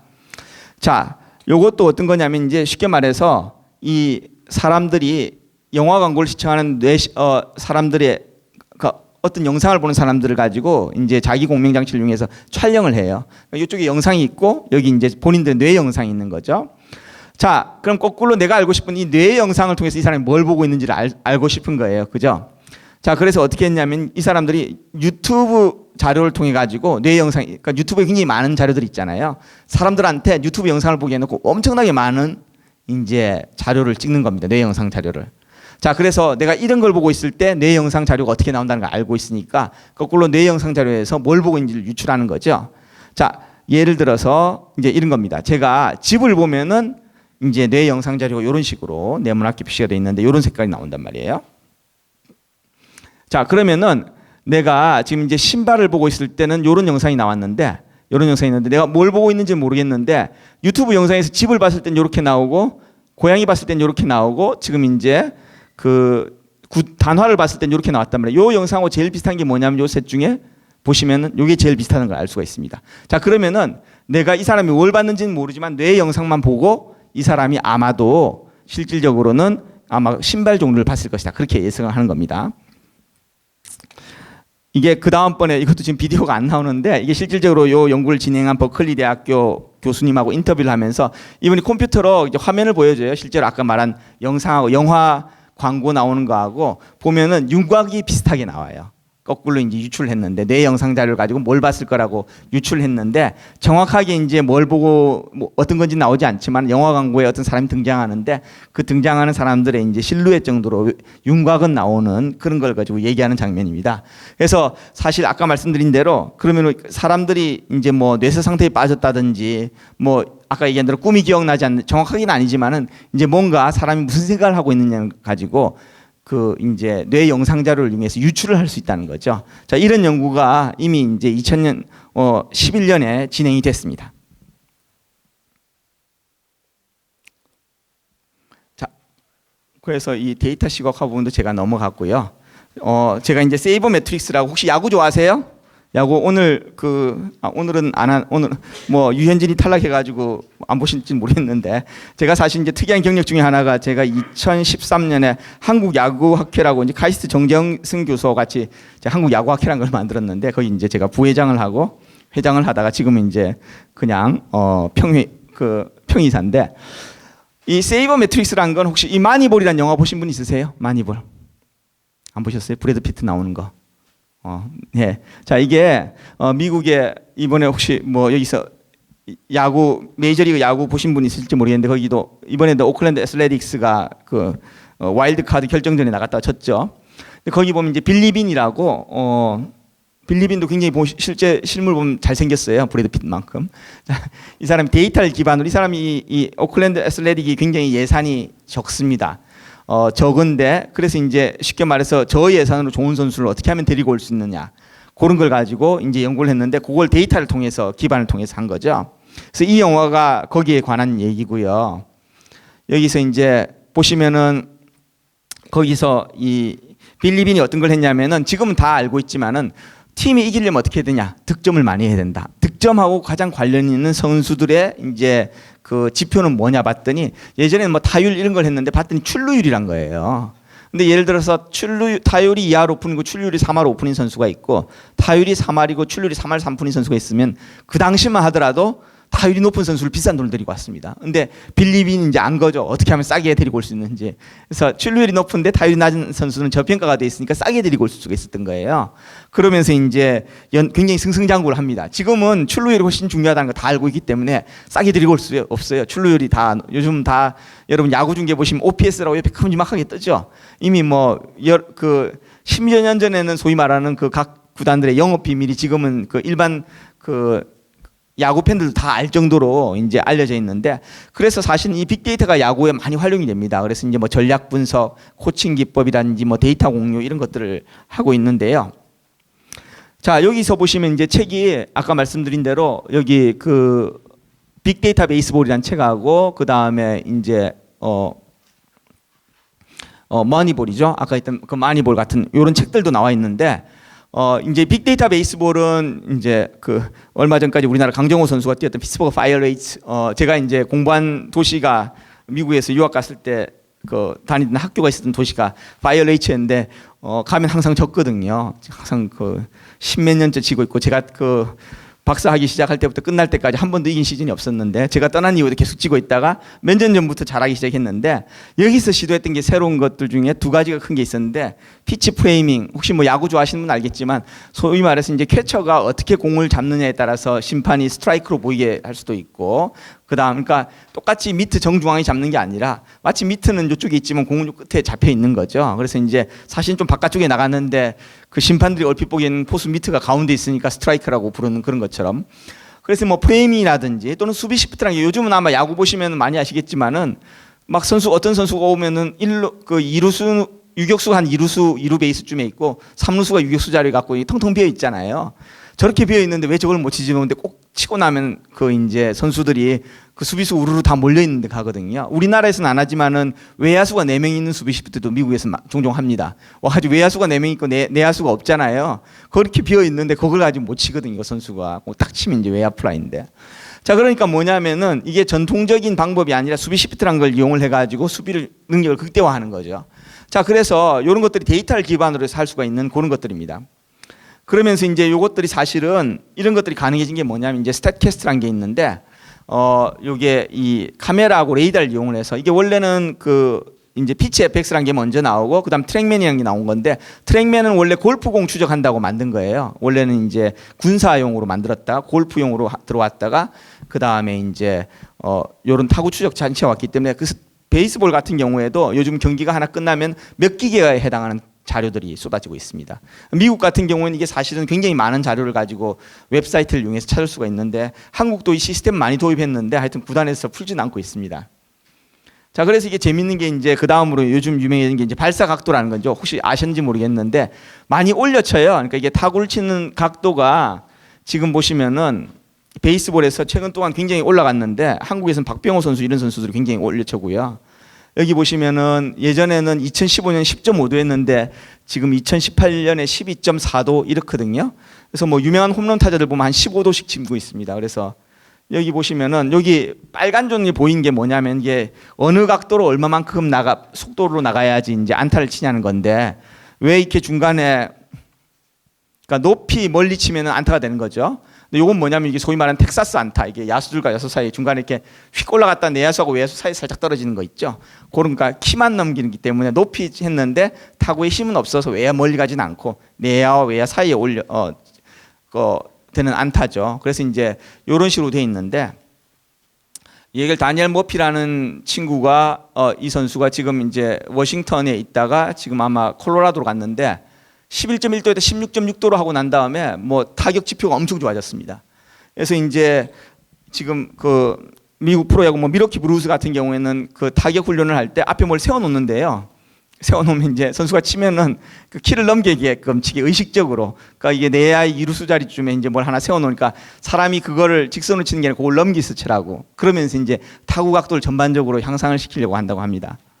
자, 그래서 이제 그 도그레타라고, 이게 아마 우리나라에도 그 오재원 선수가 아마 찾아갔다고 해서 우리나라에도 꽤 알려졌는데요.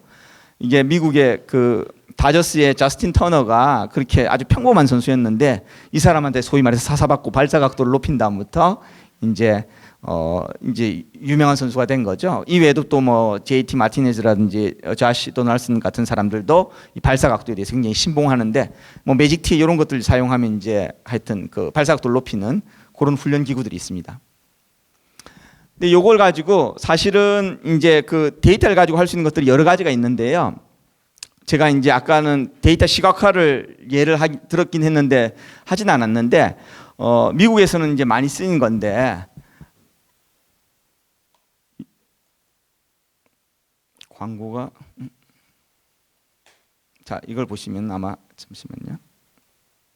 이게 여러분 아이스하키 혹시 경기 보시는지 모르겠는데, 아이스하키 경기가 이게 퍽이라고 하는데 쫓아가기 쉽지 않고 굉장히 빠릅니다. 그래서 중계 방송하는 사람들이 어떻게 생각했냐면, 여기 이제 일종의 발광물체 같이 보이게끔 해가지고 여기 보시면 이렇게 확 가는 거죠. 그래가지고 이게 아이스하키 경기 가다 보면 너무 이제 공들이 빠르니까 내가 공이 어디 있는지 모르니까 이제 TV 중계도 마찬가지고 TV 카메라도 왔다 갔다 하는데 지금 어디를 봐야 되는지 모르는데 이렇게 표시를 한 거거든요.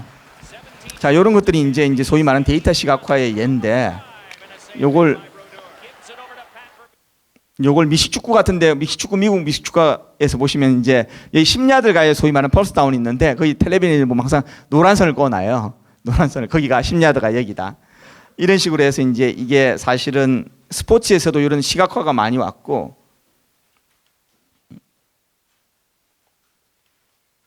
야구에서도 보시면은 뭐 이제 스트라이크 존 같은 거 이런 식으로 표현을 많이 하잖아요. 정확히 어디 있는지. 그런 것들을 이제 했었고, 그리고 말씀드린 대로 이제 이 데이터 분석의 중요성 얘기하면은, 실제로 데이터 분석을 지금 올 시즌에 미국에서 지금 플레이오프에 진출한 많은 팀들, 템파베이 레이즈라든지 LA 다저스나 그다음에 휴스턴 애스트로노스 같은 팀들이 굉장히 데이터에 치중하는 야구를 합니다. 데이터 분석을 굉장히 강조를 하고 있고, 그래서 이것들이 지금 미국 야구에서 큰 흐름이고 한국에서도 지금 들어오고 있어요. 그래서 이제 말씀드린 대로 데이터를 이용을 해가지고 여러분들이 뭔가 이제 스포츠 지금 뭐 전력 분석 팀이라고 해서 각 구단에서도 지금 많이 분석 요원을 늘리려고 하고 있고, 미국에서는 이미 굉장한 트렌드고요. 이런 것들이 지금 좀 많은 영역에 이제 진출해 있습니다. 자, 그래서 데이터만으로 야구만 가능한가 했는데, 이 책이 재밌는 책인데요. 이게 소위 말하는 야구 덕후인데, 내가 이 사람들이 마이너리그 팀을 진짜 운영해요. 야구는 실제로 뭐 한마디로 TV만 보고 데이터만 갖고 있는데, 내가 이걸로만 한번 운영해가지고 시즌 운영을 해보겠다 했는데, 전반기엔 잘하다가 후반기에 막 망합니다. 쉽게 말해서. 이게 왜 그러냐 했더니, 소위 말하는 뭐 선수들 사이의 케미도 중요하고, 그다음 리더십도 있어야 되고, 데이터만이 모든 건 아니라는 거죠. 그래서 커뮤니케이션의 중요성을 강조했는데, 우리나라에 아직 번역은 안 돼 있는데, 쉽게 말하면 이제 야구 덕후의 뭐 좌충우돌 마이너리그 운영기, 뭐 한국에 지금 뭐 만수롱 가는 프로 제가 본 적은 없습니다. 그것도 실제로 운영을 하는 건가요? 뭐 거기 감독을 하는지는 모르겠는데, 어쨌든 이건 실제로 이 양반들이 들어와 가지고 감독하고 선수 선발도 하고 뭐 다 합니다. 다 하는데, 야구는 정말 그 기술은 하나도 모르고 말씀드린 대로 이제 오로지 TV 이제 숫자만 아는 사람들인 거죠.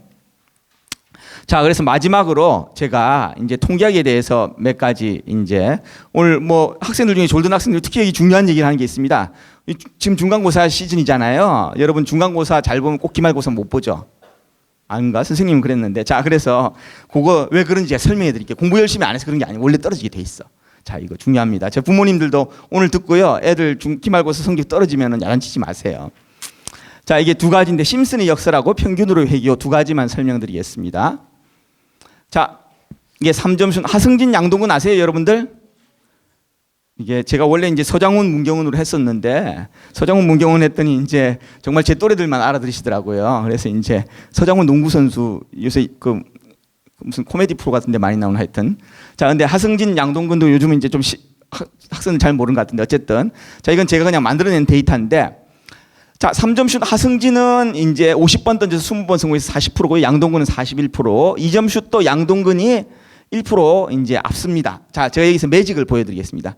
제가 양 선수의 그러면은 그냥 슛 성공률을 한번 계산해 볼게요. 합쳤습니다. 데이터를 합치면은 하승진 45%, 양동근 44%입니다. 자 조금 전에는 양동근이 1% 계속 앞섰는데 지금 합치니까 거꾸로 뒤졌어요.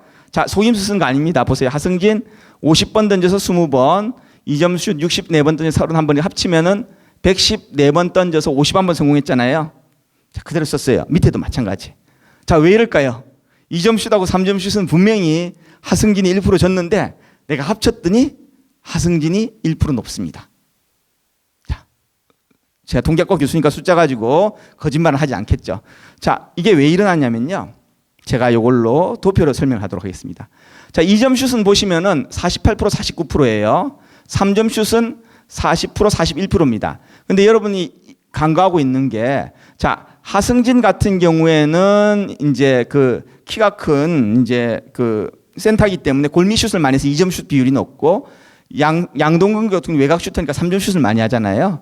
여러분들이 이제 아까 다 두 데이터를 합쳐가지고 나온 거는 결론적으로 가중평균이기 때문에 가중평균이 어디 있냐면은 3점슛 쪽에 많이 가게 돼 있어요. 거꾸로 하지만은 하승진 같은 경우에는 2점슛을 많이 던지니까 요 내분점이 이쪽에 가깝게 돼 있습니다. 그러니까 여러분들이 생각할 때는 맨 처음에 간과하고 있는 게 뭐냐면은 두 선수의 3점슛과 2점슛의 비율이 동일하다고 생각하고 있는 거예요. 근데 그렇지 않다고 하면 내분점이 달라지기 때문에 이런 현상이 일어나는 겁니다. 자, 그랬는데 뭐 이거는 그냥 재미로 그런 얘기다 하는데 제가 또 더 이제 놀라운 걸 보여드릴게요. 자, 미세먼지와 건강입니다. 자, 이게 PM10 이제 미세먼지하고 농도하고 그다음 데일리 모탈리티 그 일별 사망률이죠. 미세먼지 농도가 높을수록 사망률이 낮아지잖아요.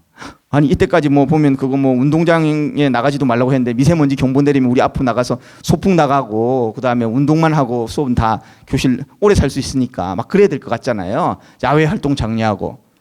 근데 이걸 가지고 여러분들이 계절별로 다시 놓고 보면은 다시 증가하는 추세가 보입니다. 자, 이게 무슨 얘기냐면요. 아까도 슛 성공률도 결론적으로 제3의 요인이 있었거든요. 슛 타입이 어떤 슛 타입이냐에 따라서 다르게 나오기 때문에 그러니까 이 많은 경우 우리가 두 가지의 어떤 그 관계를 봤을 때 흔히 볼 때 제3의 요인이 있으면 전혀 다른 결과가 나올 수가 있는데 그게 사실 심슨 역설입니다. 또 비슷한 예를 들면 이게 약인데요. 이게 여성, 이게 남성이거든요. 자, 이 색깔이 없다고 보시면은 약을 많이 사용할수록 회복이 잘 된다고 생각하실 수가 있겠죠. 성별로 보면은 약을 많이 사용하면 사용할수록 회복률이 낮아집니다. 안 좋은 거죠.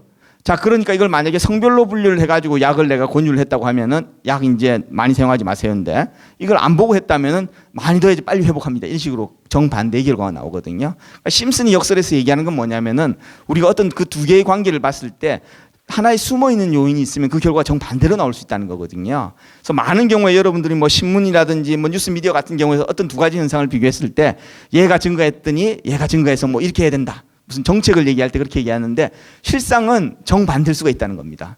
그래서 그 두 가지만 비교를 하면 굉장히 위험한 거예요. 그래서 일단 이 심슨의 역설에서 얘기하시는 거는 두 개에 관한 얘기를 가지고 봤을 때 항상 다른 요인도 고려를 해야 되고 그럴 경우에 정반대의 결과가 나올 수도 있다. 그 얘기를 하고요.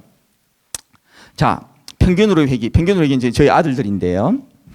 조금 몇 년 전인데 어쨌든 제가 이제 삼형제인데 키가 제일 작습니다. 제가 둘째인데 키가 제일 작은데 다행히 저희 첫째 아들이 185인데 일단 그건 약간 지금 185보다 좀 작은 것 같긴 한데 얘가 농구를 하는데 모든 농구 선수 익히는 농구화를 신고 잰 거라고 주장을 하고 있어서 농구화가 한 2cm 되는 것 같아요. 그래서 그것보다 좀 작은 것 같긴 한데 어쨌든 지금 그 사촌 중엔 제일 큽니다. 얘가 185로 제일 크니까.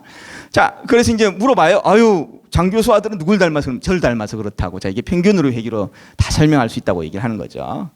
자, 평균 회귀는 뭐냐면은 SK 이재원 선수가 2014년 합니다만 6월 1일까지 4할 때가 넘는데 시즌 끝날 때 3할 3푼 7리. 중간고사 잘 보면 기말고사 못 보죠? 자, 열심히 여기 지금 들어야 돼. 지금까지 졸았더라도 요것만 잘 듣고 가면 됩니다, 오늘. 그다음 2년생 징크스. 프로 야구 선수니 뭐 하여튼 유명한 사람들이 2년생 징크스라고 있는데 정말 존재하느냐. 이거 다 이제 사실은 어떻게 설명하냐면 평균으로 해결하는 거죠. 자, 여기서 보시면은 이게 뭐냐면 이제 그 아버지 키하고 아들의 키의 관계인데요. 여기 보시면 마치 이렇게 그 럭비공처럼 이렇게 생긴 데이터가 있습니다. 내가 그러면 요 둘 사이 설명을 할 때 마치 이 둘 사이를 가지고 요 파란 선을 긋고 싶거든요. 여기 이제 장축이죠. 소위 말하면 여러분들. 장축을 연결한 선을 끄면 이게 파란 선인데 실제로 아버지 키와 아들의 키를 설명할 때 제가 보시면 예를 들어서 이게 인치로 지금 나와 있는데 70인치인 아버지 키가 70인치다 그러면 아들의 키는 어떻게 설명할 수 있느냐면 아들의 키는 여기 있는 이제 70인치인 아버지들 중에 아들 키의 평균으로 생각할 수 있겠죠. 그 평균들 다 이으면 빨간 선이 됩니다. 실제로 보면 파란 선을 딱 보면은 설명하는 것 같은데 실제로 보면 예측을 할 땐 빨간 선을 이용을 하거든요. 조금 낮아졌죠. 이렇게. 자, 요게 이제 사실 평균으로 회귀인데 요걸 이제 제가 다시 한번 그 시험 문제로 한번 설명해 볼게요. 제가 시험을 보는데 오늘 시험을 봤는데 우리 반에서 시험을 봤는데 평균이 80인데 90점 받은 친구가 한 5명 있어요. 근데 90점 받은 애들 친구는 어떤 거냐면 원래 한 실력이 한 85점 됐는데 재수가 좋아서 90점 받은 친구가 있고 그 다음에 한 95점 됐는데 실수해가지고 90점 받은 친구가 있단 말이에요. 근데 이제 데이터가 이런 식으로 해가지고 80점 중심으로 돼 있으니까 여기 90점 받은 친구는 사실 여기서 미끄러져서 온 애가 많고 요 85점에서 올라간 애들이 많고 95점에서 90점 간 친구는 조금밖에 없단 말이에요. 두 번 시험 보면은 원래대로 다시 돌아가는 거죠. 그럼 90점 받은 애들은 대부분 아까 애들 중에 일반적으로 다 그런 건 아니고 이제 많은 경우는 다시 내려갑니다. 자, 그래서 꼭 본인 자녀들은 이제 여기 위에 90점, 95점일 거라고 믿으시는 학부모님이 많은데요. 대부분 이렇게 갑니다. 네, 저도 저희 애들 그럴 거라고 굳게 믿고 있기 때문에 못 봐도 야단 안 칩니다. 자, 거꾸로 근데 여기서 중요한 거는 이제 중간고사를 잘 봤을 경우는 못 봤을 때. 그러면 이게 75점이다. 내가 75점이다. 70점이다. 그러면 이건 75점에서 떨어진 애가 있고 65점에서 올라온 애가 있는데 이건 아까 말한 대로 데이터가 이렇게 됐으니까 75점에서 70점 받는 애가 많고 그 다음에 65점에서 70점으로 올라가는 적거든요. 두 번 보면 다시 원래대로 돌아가는 거죠. 자, 그러니까 내가 평균을 기준으로 내가 중간고사가 우리 반의 평균이 80인데 내가 평균보다 못 봤단 말이에요. 70점이다. 이러면은 일반적으로 다 기말고사 때 올라가고 그러니까 중간고사 때 반평균보다 낮은데 와가지고 오늘 이번에 가서 강연 들었는데 떨어지는 거라고 했어요. 그렇게 얘기하면 안 돼요. 중간고사 때 반평균보다 잘 봤는데 그럼 기말고사 때는 떨어질 확률이 높다. 그 얘기를 하는 게 평균으로 회귀입니다. 그러니까 모든 게 사실 이렇게 설명될 수 있는 거예요. 그래서 이제 여러분들이 사실은 이제 많은 현상을 아까 말씀드린 대로 이게 2년생 징크스라든지 이런 것들이 뭔가 특별하다고 보는데 세컨 제너레이션에 가가지고 아까 보시면 이렇게 평균으로 다시 내려가는 거거든요. 그래서 이제 일단은 평균보다 높은 그룹에서는 평균으로 다시 내려가는 거고 평균 쪽으로 향해서 평균의 회귀라는 말이 그런 겁니다. 평균보다 낮은 그룹에서는 평균 쪽으로 올라가는 거죠.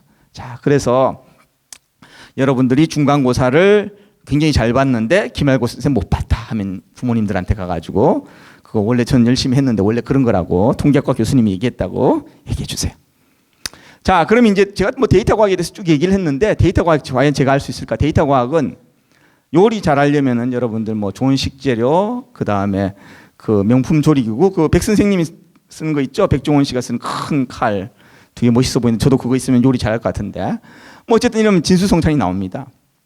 자, 그럼 데이터 과학 잘하려면요 수학도 잘해야 되고 코딩도 잘해야 되고 그다음 아까 얘기한 대로 제가 뭐 예속 논쟁하려고 했더니 나무 위키 같은 건 그래도 쳐다보지 않고 어느 정도 역사적 지식도 있어야 되고 뭐 그런 거죠. 야, 이거 하나 잘하기도 힘든데 이거 어떻게 다 잘하냐? 혹시 뭐 이거 아실지 모르겠는데 2,000원으로 밥상 차리기라고 IMF 때 나온 책이에요. 이분이 이제 그 미대 졸업생인가 그랬는데 하여튼 그 실직을 해가지고 했는데 뭐 IMF 때니까 오래되긴 했지만 그때도 2,000원 가지고 그 여러분 살 수 있는 거 많지 않습니다. 쓰는 요리기구 이런 거예요. 정말 이제 뭐 좋은 거라고 전혀 할 수 없는데 이런 걸 사용해도 2,000원으로 식재료를 이용해서 물론 IMF 때니까 20년도 더 된 얘기지만 굉장히 맛있는 요리를 해주거든요. 제가 얘기하고 싶은 건 뭐냐면은 다 잘하면 좋겠지만 다 잘하지 못하라도 하나 본인이 만약 잘하는 게 있다고 하면은 그러면은 그걸 잘 활용을 해가지고 여러분도 데이터 과학자를 할 수 있다. 수학 그 아까 말씀드린 대로 수학이나 뭐 또는 코딩이나 또는 도메인 날리지 셋 중에 본인이 장점이 있다고 하면 데이터 과학자가 되는 것도 결코 불가능한 건 아니다. 그 얘기를 해주고 싶고요. 혹시 여러분들 중에 뭐 지금 오늘 얘기한 내용 말고 통계학에 관한 굉장히 다양한 분야가 쓰인 책들에 대해서 알고 싶으면은 요 두 책을 제가 추천을 합니다. 그래서 한번 읽어보시고요.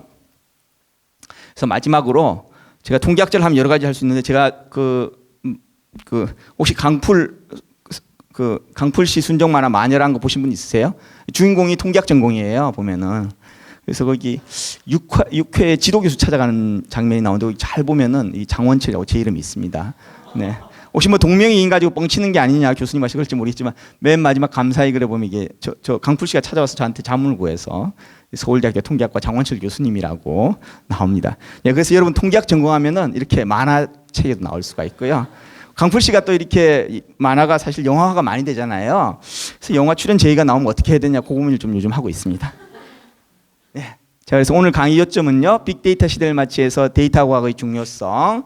데이터 과학이란 게 전산학, 통계학 그리고 관련 분야의 전문 지식의 접점 역량이고요. 그다음 아마 여러분 오늘 처음 들어보셨겠지만 디지털 인문학이라는 게 인문학과 데이터 과학의 접점으로 또 여러 가지 재밌는 응용 분야라는 걸 알 수가 있고, 제가 스타워즈 팬이라서 스타워즈에 나오는 이제 경고를 조금 바꿔서 May the data be with you로 이 강연을 마치도록 하겠습니다. 감사합니다.